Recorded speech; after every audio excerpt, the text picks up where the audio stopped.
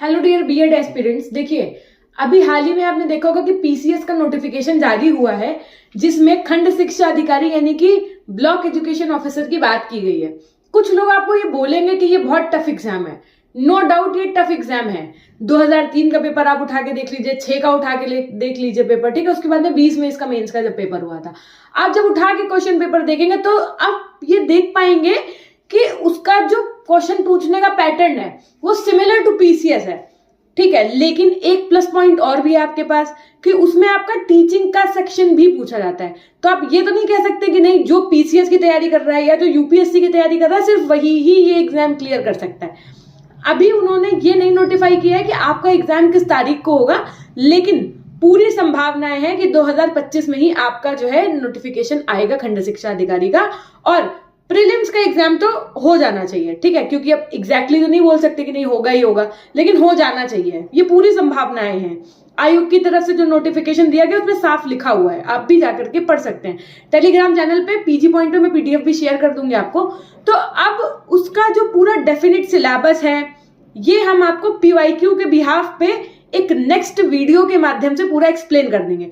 लेकिन आपको बिल्कुल डीमोटिवेट सा नहीं हो जाना है कि नहीं नहीं ये तो मुझसे होगा ही नहीं मैम, हम प्राइमरी की तैयारी भी नहीं कर सकते हैं, हम खंड शिक्षा अधिकारी इतना लेवल ऊपर हो गया वो भी नहीं कर सकते हैं, तो अब हम जूनियर की वैकेंसी का वेट करेंगे। तो वेट नहीं करना है, तैयारी शुरू करना है, ठीक है। तो उसके लिए हम आपको वीडियोस देंगे, स्ट्रैटेजी शेयर करेंगे, लेकिन आप ये मत सोचो कि कंप्लीट प्रिपरेशन कोई एक चैनल करा सकता है या कंप्लीट प्रिपरेशन सिर्फ हम ये पढ़ के चले जाएंगे तो हो जाएगा। हाँ, in compare to other exam ये एक टफ एग्जाम होगा, क्योंकि आप समझ रहे हैं, मान लीजिए 200 से ऊपर पोस्ट हुई या 300 पोस्ट हुई, मैं कहती हूँ, तो कहीं ना कहीं सारा बीएड एस्पिरेंट्स आएगा तो लेवल तो टफ हो ही जाना है, ये तो डेफिनेट सी बात है।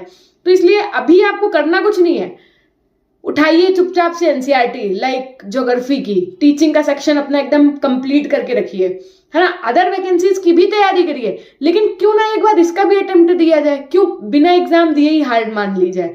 तो इसके लिए आपको लिए मैं बहुत सारे वीडियोस लेकर के आऊंगी, उसकी आप टेंशन नहीं लीजिए। और very very all the best. अभी आप देख रहे हैं बिहार की वैकेंसी आ रही है, राजस्थान में जिन बच्चों ने रीट का फॉर्म भरा होगा उनका पेपर लगा है, तो बिल्कुल मेहनत करते रहिए। अगर आपकी मेहनत पूरी एकदम तल्लीनता से हो रही है ना, तो डेफिनेटली सिलेक्शन तो हो करके रहेगा।